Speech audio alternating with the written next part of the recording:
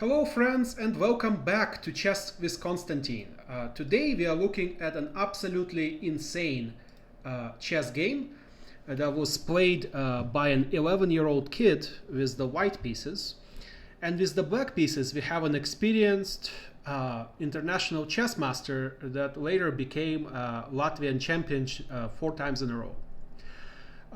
But what we don't know yet is that this child of 11 years old later almost became the chess world champion in 1998 after he won the right to play Kasparov for the title. So let us begin to look at this absolute insane masterpiece of a game. It begins with pawn to e4, and we have the French defense develop on the board: e6, d4, and d5. In this position, as I covered in one of my previous videos, it is possible to play the exchange variation with capturing this pawn, which is what I myself prefer to do. So you can capture here and play, for example, pawn to g3 with the idea to develop the bishop on the long diagonal, put the knight on e2 and simply castle.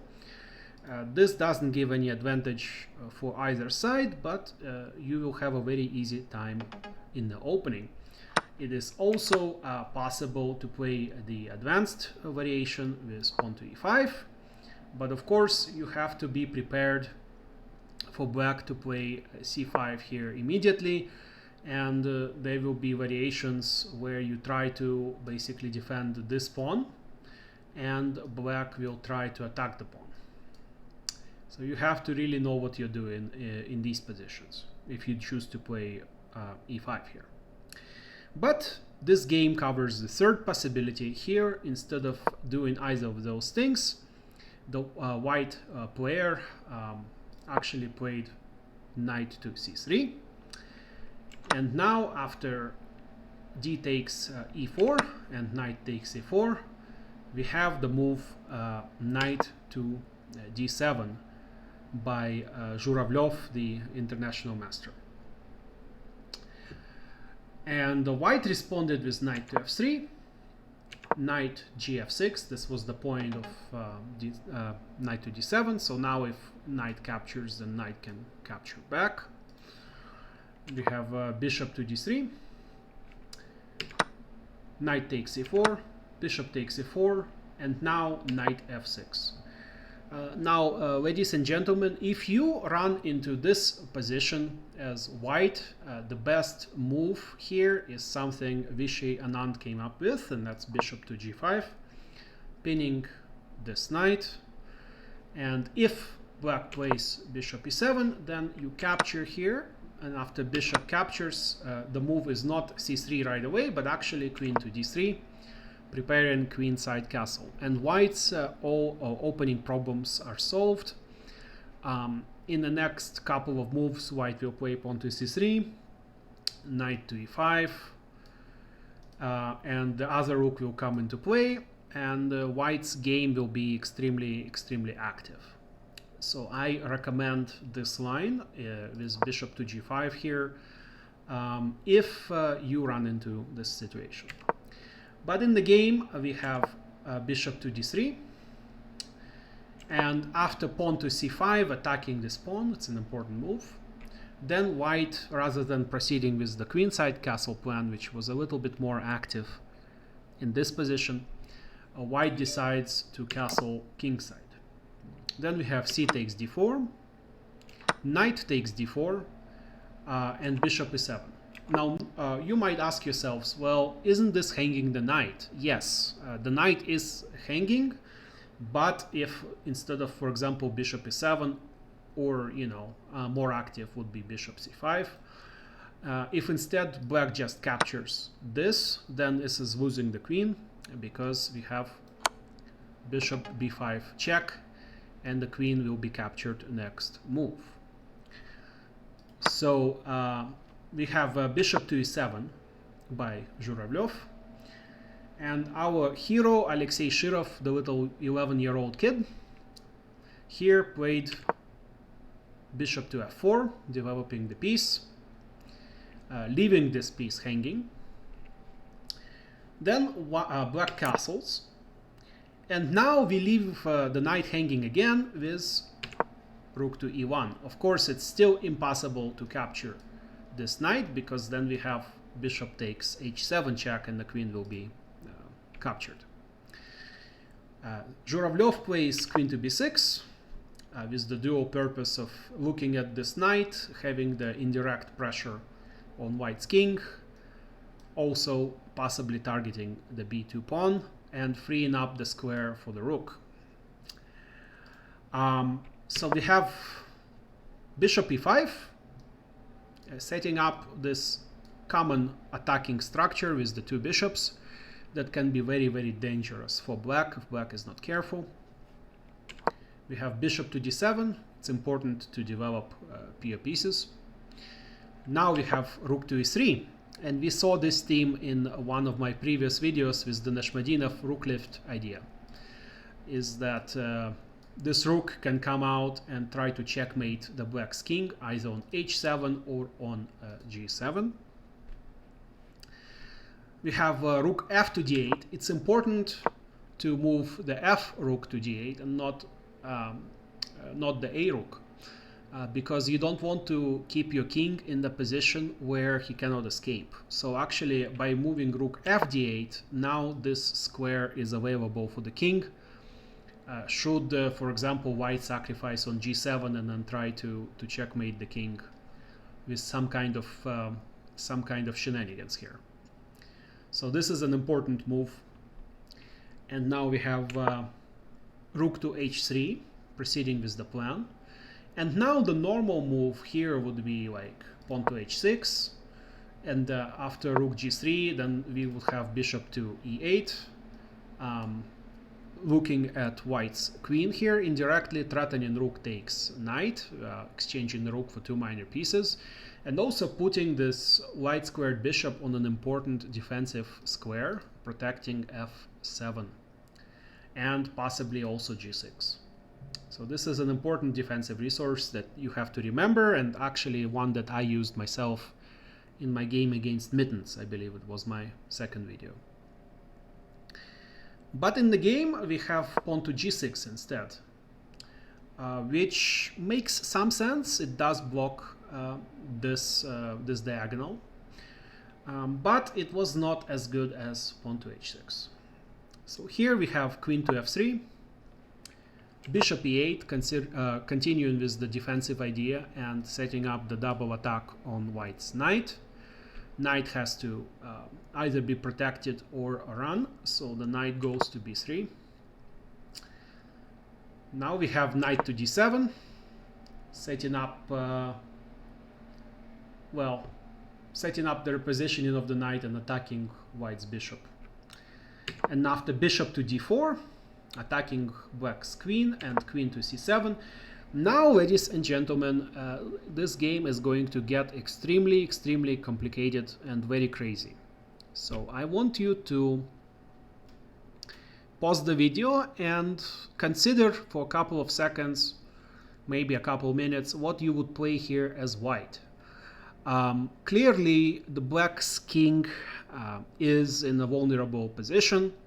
Almost all of white's pieces are looking towards it. We have also the options of bringing in the other rook at later times. So I want you to really consider what you would play here as white. And the answer is rook to h7. Rook captures h7 is a rook sacrifice, but it's impossible for black to take this rook. Why? Because queen h5 check, and this pawn is actually pinned, so it cannot capture the queen. And after king comes back, then this is mate.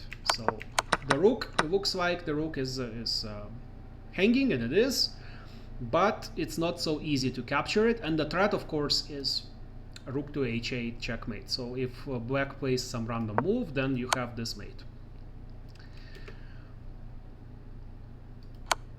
But what does black do here? Well, the international master Zhuravlev correctly considered that this is a very strong threat, and it's necessary to cover this bishop, so he played pawn to e5. Now this diagonal is blocked, and for example, if white plays bishop back to c3, then the rook will just be captured, and black will just have a crushing material advantage. Also, it's not really possible to take this pawn, because after captures and knight captures, now suddenly black is much better with the active central knight, and again the rook is threatened. So for example, after takes, knight takes e5, the queen is hanging, the rook is hanging, and after move like queen to h3, then you have bishop f8 protecting the square, so there are no checkmates possible like this, and black is just has a crushing victory here. So what does our hero do after pawn to e5? Well, of course, drum roll please. Of course, you have two pieces hanging, so why not add a third piece? And the kid plays bishop takes g6. I want you to take a moment and just appreciate the ridiculousness of this position. So now both bishops plus his rook are hanging, completely on prey. So what happens here? I mean, somehow white is slightly better here according to the computer, but just look at this. I mean, almost all his pieces are now hanging and subject to black's attack. So black responds knight to f6. It's a logical move, and black doesn't really believe white's attack. So now there's a very strong threat of capturing, well, really any of these pieces. But there's a threat to capture on g6, then the rook will be vulnerable, and the other bishop is also still hanging. So what does white do here? And incredibly, white found this amazing move, and you can pause the video again and see if you can find it. I'll give you a second.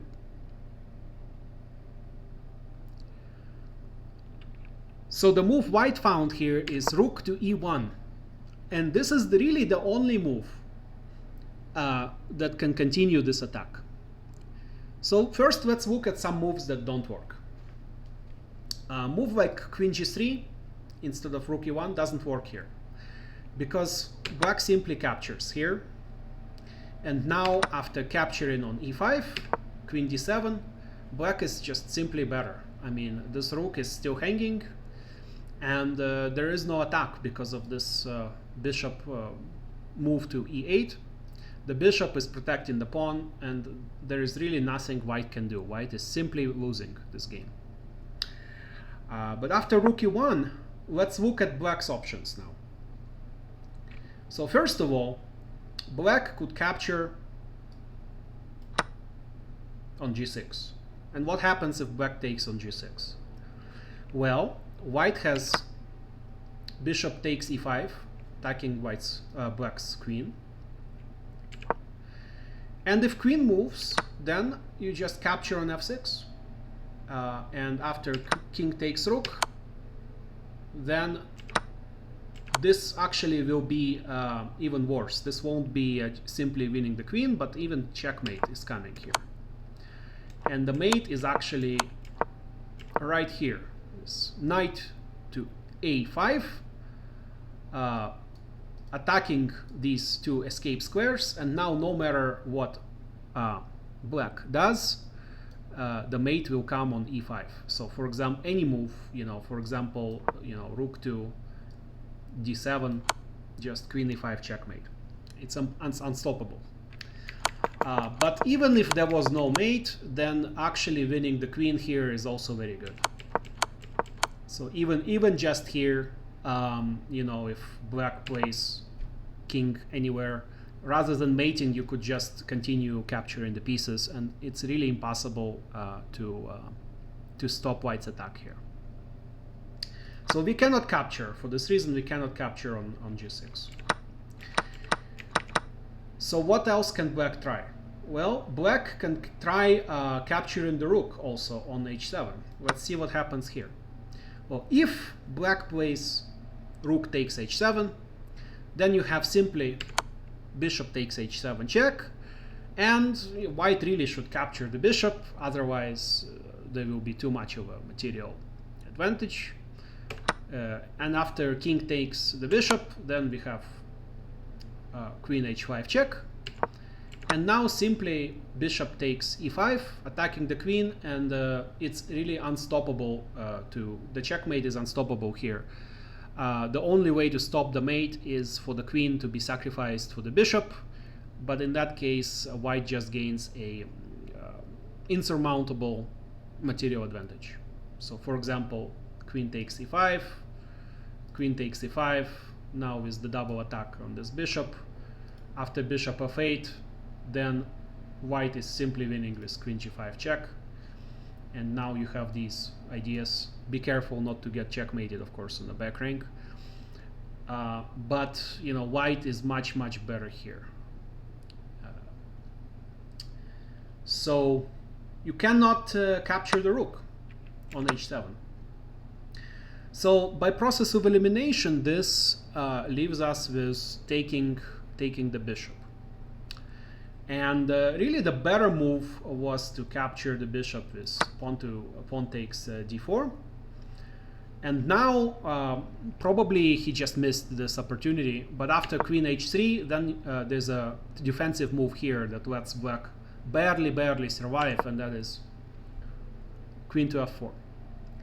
And probably Zhuravlyov didn't see this defensive move over the board, but the point of queen f4 is that now there are no mates here.